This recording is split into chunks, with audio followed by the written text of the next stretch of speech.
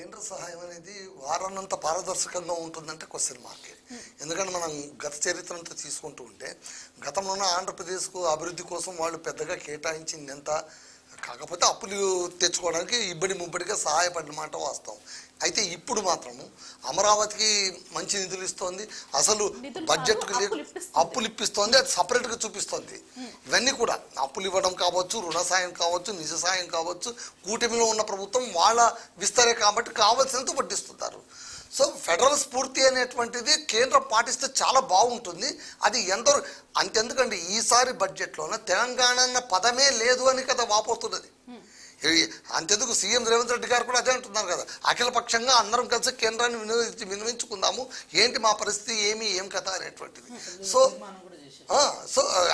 ఇలా చూస్తే రాజయ్య గారు అన్నంత ఉదాత్తంగా కేంద్రం వ్యవహరిస్తే అసలు చాలా వరకు సమస్యలు ఇదైపోతాయి. ఇక్కడ గత ప్రభుత్వంలో కేసీఆర్ తో కొన్ని ఈగో క్లాషెస్ సంథింగ్ మొదట్లో బానే ఉన్నా ఎండింగ్ లో కొంచెం రప్చర్ అయింది. కానీ అలాంటి సిచ్యువేషన్ రేవంత్ రెడ్డి దగ్గర కనిపించట్లేదు కదా. కనిపించకపోవచ్చు, కానీ ప్రతి కేంద్రంలో కూడా మీరు గమనించాల్సింది ఏంటంటే స్టేట్ అయినా సెంట్రల్ అయినా పాలిస్తున్నది ఒక రాజకీయ పార్టీ. వాళ్ళకు ఒక రాజకీయ అజెండా అని ఉంటుంది. సాధారణంగా అయితే గెలిచేంత వరకే రాజకీయ అజెండా ఉండాలి, గెలిచిన తర్వాత పబ్లిక్ అజెండా ఉండాలి. అది ఏ రాజకీయ పార్టీకైనా ఉండవలసిన ఆదర్శం. కాకపోతే ఈ మధ్య కాలంలో కేంద్ర ప్రభుత్వం కొత్తగా కూడా ఏం కోరుకుంటుందంటే మేమిచ్చిన పథకాలు కూడా మీ పేరుతో మీరు ప్రచారం చేసుకుంటున్నారు కాబట్టి. అందుకే సీఎం రేవంత్ రెడ్డి గారు వెళ్ళి వినతి పత్రం ఇస్తే మా రాష్ట్రానికి ఏమైనా ఇస్తారా అని ఆయన తన దగ్గర అజెండా తీసి ఇచ్చారు. ఇవన్నీ ఏం చేశారు మీరు అని రివర్స్ గేర్లో మాట్లాడారు. అంటే దీన్ని బట్టి మనకు స్పష్టంగా అర్థమైపోతుంది వాళ్ళ ఉద్దేశాలంటే ఇవ్వవలసింది ఎట్లాగైనా ఇస్తారు, చెప్పడానికి ఏం చెప్తారు, ఆయా రాష్ట్ర రెవెన్యూ బట్టి ఆయా రాష్ట్ర వాటాలను బట్టి మేము ఇస్తుంటాం, కానీ ఎక్కువ ఎందుకు ఇస్తాం, మాకు అన్ని సమానమని చెప్తూ ఉంటారు. కొండకు ఇప్పుడు బీహార్ రాష్ట్రానికి ఎత్తిపోస్తున్నారు, ఇలా ఉంటుంది, ఇస్తున్నారు, మళ్ళీ అవన్నీ ఉంటాయి మళ్ళీ. గౌతమ్ ప్రసాద్ గారు, గత ప్రభుత్వం లెక్కలేనని అప్పులు చేసింది. సరే మీరు ఆ ఫిగర్ ఒప్పుకుంటారో ఒప్పుకోరు అన్నది తర్వాత మాట. SC ST sub plan blocking payments అక్కడి నుంచి కూడా 1,09,000 కోట్లు అప్పులు చేశారు. చాలా రకరకాల ఫిగర్స్ చెప్తుంది రాష్ట్ర ప్రభుత్వం. ఇవన్నీ మీరు ఒప్పుకుంటున్నారా మేడం? అది కార్పొరేషన్ నుంచి చేసినా లేకపోతే ఇతరత్ర దాని నుంచి చేసినా గానీ మేము మొత్తం కలిపి 4,60,000 కోట్ల రూపాయలు చేసిన మాట వాస్తవం. అన్ని కలిపే వీళ్ళు శ్వేతపత్రం విడుదల చేసినప్పుడు అవన్నీ కూడా అసెంబ్లీలో ప్రకటించిన తర్వాతనే ఒక ఫిగర్ వచ్చింది. ఆ ఫిగర్ కు తగ్గట్టు మాట్లాడకుండా ఈ రోజు బయటకు వచ్చేసి సభలలో సమావేశాలలో అసెంబ్లీలో ఒకటి చెప్తారు, బయటకు వచ్చి ఇంకొకటి చెప్తారు. దాంట్లో కార్పొరేషన్ ఉంటే కార్పొరేషన్ నుంచి తీసుకుని ఉండొచ్చు, నేను కాదనట్లేదు. అదేవిధంగా అది ప్రజా సంక్షేమానికే ఉపయోగించడం. ఇందాక తను బీజేపీ మిత్రుడు అన్నట్టు ఏ ప్రభుత్వమైనా ప్రపంచంలో ఉన్న ఏ దేశమైనా అప్పులు లేకుండా అది ముందుకెళ్ళడానికి అవకాశం లేదు. ఈ రోజు మన భారతదేశము 60 సంవత్సరాలు పరిపాలించిన కాంగ్రెస్ పార్టీ 60,000 కోట్ల రూపాయలు 6 లక్షల కోట్ల రూపాయలు 60 లక్షల కోట్ల రూపాయలు అప్పు చేస్తే ఈ 15 ఏళ్లలోనే 181 లక్షల కోట్ల రూపాయలు అప్పు చేసింది భారతీయ జనతా పార్టీ. అటువంటిది ఖచ్చితంగా అది డెవలప్ చేయాలని చెప్పేసి అని అనుకుంటే అప్పులు కావాల్సిందే. అప్పులకు తగ్గట్టుగా ఆ అప్పులు దేని మీద ఖర్చు పెట్టినామనేదే ముఖ్యం. ఏది మనం ప్రొడక్టివ్ ఫోర్సెస్ మీద పెడుతున్నామా లేకపోతే అన్ప్రొడక్టివ్ ఫోర్సెస్ మీద పెడుతున్నామా, ఉత్పాదకత పెంచుతున్నామా లేదా? స్పెండ్ చేయాలంటే అలాంటి అవకాశం ఉండాలి కదా. పెండింగ్ బిల్స్ అదర్ బిల్స్ కట్టుకోవడానికి సరిపోతుంది మేడం. అట్లా కాదు, తెచ్చిన అప్పుతో పాటు ఇందాక గైడ్ లైన్స్ అని చెప్పేసి అన్నారు కదా, ఇష్టం వచ్చినట్టు కట్టమని చెప్పేసి ఎవరు అన్నారు. దానికి కూడా ఒక పద్ధతి ఉంటుంది. ఆ పద్ధతి ప్రకారమే మనము అప్పులు కడతాం. ఇష్టం వచ్చినట్టు కట్టమని చెప్పేసి ఎవరు అనరు. తెచ్చిన అప్పులు మొత్తం మేము తీస్తున్న అప్పులు మొత్తం కూడా మేము దానికే కడుతున్నామని చెప్పేసి మాట్లాడితే మనం ఏం చెప్పలేము వాళ్ళకు. వాళ్ళు నిజాలు చెప్పాలి. ఇప్పటికైనా ప్రజలకు వాస్తవ విషయాలు చెప్పకుండా మేము ఎలక్షన్లో చేసిన ప్రచారాలే ఇప్పటికీ కూడా చేస్తామని చెప్పేసి అంటే పరిపాలన సాధ్యం కాదు. ఇది ప్రజలకు సంబంధించిన సమస్యలు, ప్రజలకు సంబంధించిన అంశాలు, ప్రజలకు సంబంధించిన పథకాలు ఇవన్నీ అమలు చేసుకుంటూ పోవటానికి నీకు ఏ మేరకు అవకాశం ఉందో అవన్నీ ముందుకు పెట్టుకొని ముందుకెళ్ళాలి. లేకపోతే నువ్వు అటువంటి అంత అప్పు ఉన్నప్పుడు ఇంత పెద్ద ఎత్తున నువ్వు ఎందుకు హామీలు ఇచ్చినావు అనేదే మా ప్రశ్న. అది మొదటి నుంచి మేము చెప్తున్నాం. ఒకవేళ సాధ్యం కాదు అనుకోండి, అదే సాధ్యం కాని విషయాలే చెప్పేది ఉండే. సాధ్యం అవుతుంది అనుకోండి, సాధ్యం అవుతున్న విషయమే చెప్పండి. అదేవిధంగా మీకు ఎవరు చెప్పారు మేడం తులం బంగారం ఇవ్వాలని చెప్పేసి ఎవరు చెప్పారు? తులం బంగారం ఇచ్చినాం. ఈ రోజు ఎన్ని తులాలు కొనిపెట్టిన ఒక గవర్నమెంట్?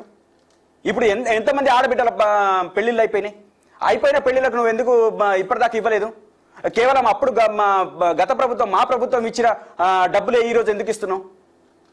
ఎక్స్ట్రాగా నువ్వు పెట్టింది ఎన్ని?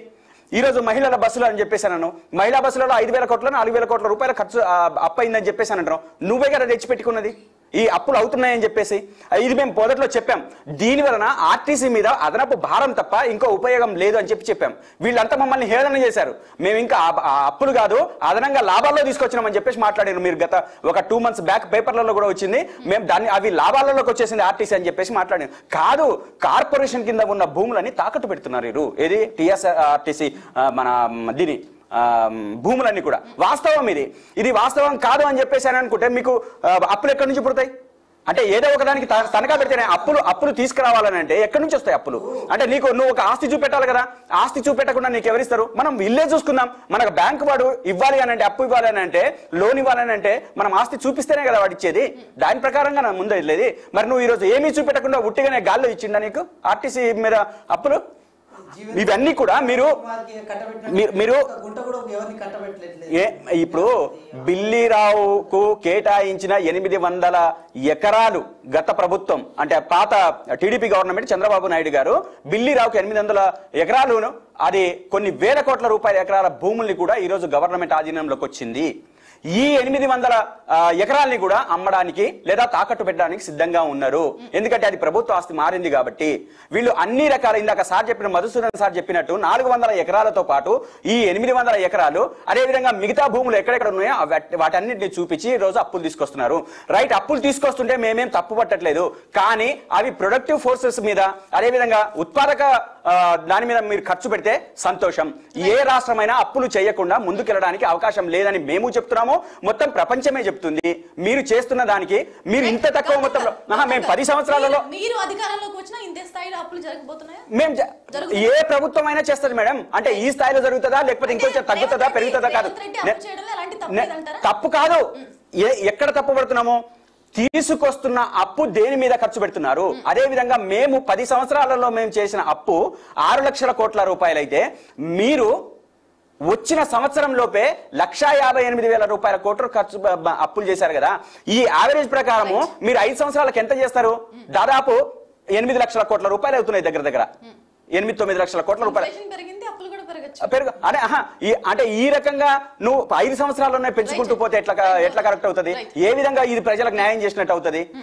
ఎక్కడ మేము నోరు కట్టుకుంటే 6 నెలలు నోరు కట్టుకుంటే మేము రుణమాఫీ చేస్తామని చెప్పేసి మాట్లాడాను. ఆ నోరు ఎక్కడ కట్టుకున్నారు? రుణమాఫీ చేసింది ఎక్కడ?